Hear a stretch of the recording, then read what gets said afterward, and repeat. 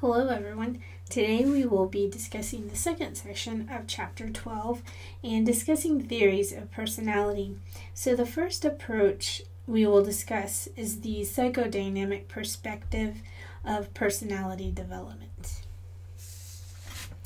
And so the psychodynamic approach regards personality as formed by needs, strivings, and desires, largely operating outside of our own awareness. And so Freud believed that motives can also produce emotional disorders such as hysteria, or what we know today as psychosis. And so Freud hypothesized that the mind consists of three independent systems that determine our personality structure. And these systems involve the id, the ego, and the superego. Each of these systems, he believed, have a different impact on the expression of our personality and are at constant odds with one another. The id is the innermost unconscious system that operates outside of our awareness and primarily is responsible for our needs and impulses. And the ego is just under the surface and acts as a buffer between the id and the superego. The superego are internalized rules of how to behave and is almost the goody two-shoes part of our personality. So here we have a couple of examples that can help you keep track of which system is what. And so the id can be thought of as the devil on your shoulder telling you to do bad things. So to follow those drives and impulses, whereas the superego is the angel on your other shoulder, being the voice of reason that's trying to keep you straight and in line. And lastly, the ego is the one in between, trying to keep everything in check and in balance. So if we experience difficulty with this balance and there's a conflict between the id, the ego, and superego, this causes anxiety. So in order to reduce anxiety that we experience, Freud believed that we engage in these defense mechanisms.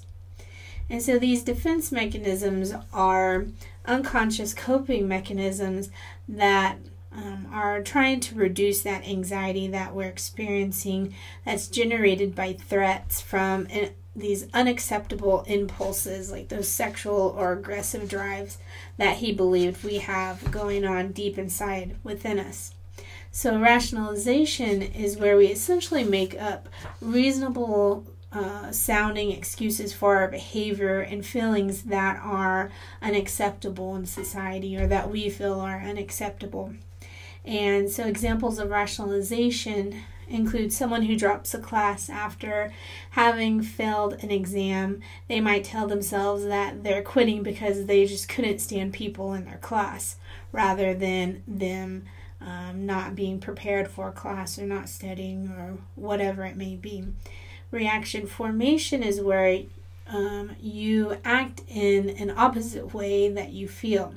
So examples include being excessively nice to someone you dislike, being cold or indifferent towards someone you're really attracted to.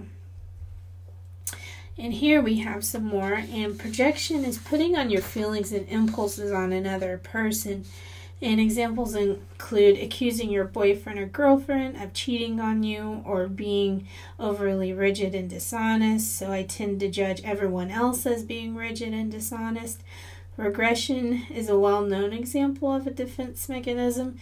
And what happens during regression is that the ego is dealing with internal conflict and perceived threat by reverting to an immature behavior or earlier stage of development, like using baby talk or whining when you perfectly know how to speak, returning to thumb sucking in order to soothe yourself. And then the last one that we see on this defense mechanism slide is displacement. And displacement would be acting out on something or someone who's non-threatening. So an example of this would be slamming a door or throwing a textbook when you're angry, or even yelling at your mom when you've had a bad day. And just a couple more of these defense mechanisms. They include identification, and so this helps us deal with feelings of threat and anxiety by enabling us to take on a persona of someone else who is like something we'd want to be like. So a bully whose parent bullied or severely punished him or her as a little kid, or even more so if we think of a little kid who goes around and wears a Batman t-shirt and saves the day. So they take on that persona or those characteristics of people that they want to be like. We have sublimation. So sublimation is taking those unacceptable feelings and channeling it into something acceptable. So Freud may have hypothesized aggressive sports like football, rugby, or boxing are an emotional outlet for people to get out those aggressive drives. Also, emotional teen could be an example. They write dark poetry or songs instead of just we would think of them as moody, but instead of letting out those unacceptable drives, they put it into their artwork. And so that's just a stereotype, but it's more for the example of sublimation.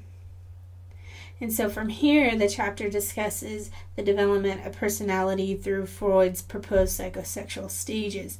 And he believed that in order for individuals to successfully complete and progress through each new stage, there could not be any conflict, or they would be fixated at that particular stage. And conflicts resulted from the deprivation or overindulgence at any stage during these psychosexual stages, and it resulted in a fixation. So conflicts in any stage, Freud believed, influence your personality in adulthood. And we'll talk about each one of these within the specific stage and what happens if you do experience that conflict and you are fixated, what Freud believed. So the oral stage takes place during the first 1.5 years, where individuals have a preoccupation with their mouths. So if someone is fixated at this stage, when angry, such people may express themselves with biting sarcasm and frequently mouth off to others. This is sometimes referred to as oral aggression. And personality traits associated with the oral stage include depression, lack of trust, envy, and demandedness. The anal stage occurs during 2 to 3 years of age, and as the name suggests, kids experience pleasure and frustration from their buttocks. And so we know developmentally children are potty trained on or before their 3rd birthday. But sooner or later, caregivers may grow tired of changing soiled diapers and start to voice their opinions, especially as the child gets older. So individuals who experience difficulty negotiating this conflict may develop a rigid personality and remain preoccupied with issues of control of others or themselves and their emotions, and are known as anal retentive. So they're often preoccupied with their possession, money issues, submission and rebellion, and concerns about being clean or messy. Around the age of 4 and 5, boys, he believed, have sexual desires towards their mothers, and they start to notice that their mom seems to have a crush on dad, and the boy feels jealousy. And Freud argued that boys desire to kill their fathers to remove this competition. So the phallic stage of development occurs between this 3 to 5 years of age period. And during this stage, he believed children start to explore their genitalia, explore masturbation, and may be curious about their parents' genitals. So also during this stage, he believed children go through this Oedipal complex. And this complex is based on the Greek myth of Oedipus, a young man who unknowingly killed his father and ended up marrying his mother. So he hypothesized that boys wonder about their father's love affair with mommy, noticing that she has positive feelings for someone else rather than them. As a result, they experience jealousy, and he believed that individuals must give up this Oedipal or these Oedipal desires in order to move on and build a life with a partner in the future. So males who are unable to resolve this conflict and who get stuck in this phallic stage tend to be unusually preoccupied with issues of seduction, jealousy, competition, power, and authority. Females who are stuck in this stage, he thought, would display seductiveness, flirtatiousness, and jealousy. And so the latency stage occurs between 5 to 13 years of age, and because he believed that the most significant aspects of our personality development occur during the first 3 psychosexual stages or before the age of 5, really what we see are that psychodynamic therapists do not speak of fixation during the latency period.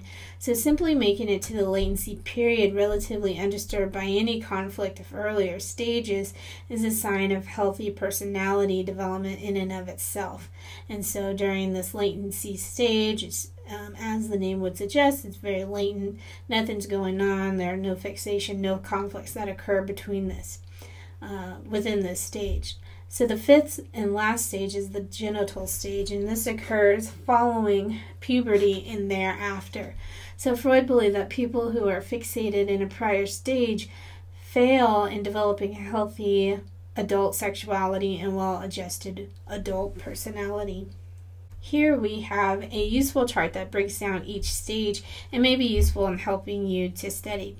So thinking back on the psychosexual stages of development, there are some important considerations to keep in mind. So first, although there are some elements of truth within his psychosexual stages theory, researchers now consider that it's likely that Freud used known personality traits and linked his own explanations for how they could have been caused in an after-the-fact kind of way.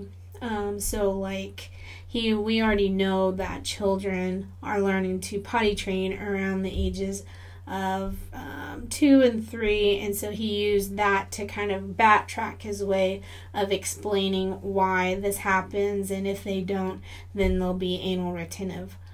And so he based his explanations off of what we already know.